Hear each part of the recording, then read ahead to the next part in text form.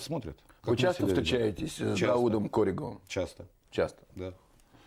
Плодотворно. Скажите, вот по-мужски, один осетин, другой ингуш.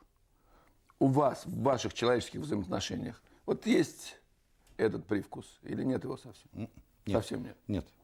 Дело в том, что мы понимаем с ним друг друга, понимаем.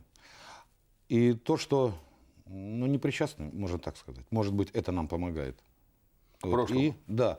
И плюс к этому, задачи, которые перед нами поставил наш министр, однозначные. Тут есть желание, действительно желание сблизить наши два ведомства. Да, действительно, слава богу, ни один, ни другой министр к прошлому не причастны, а прошлое, многие его датируют 92-м годом, некоторые 1917-м, а 42-м сначала, некоторые 17-м. Я вообще считаю, что прошлое – это то, что складывалось веками, когда статистики еще не велось. В 92-м году статистика велась. Вот она, эта печальная статистика.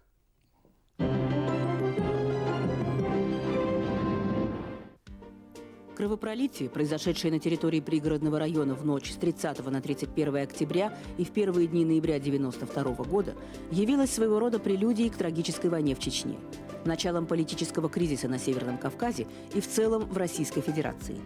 Массовое насилие на территории пригородного района привело к гибели 546 человек. Более 1600 ингушей и около 600 осетин были взяты в качестве заложников.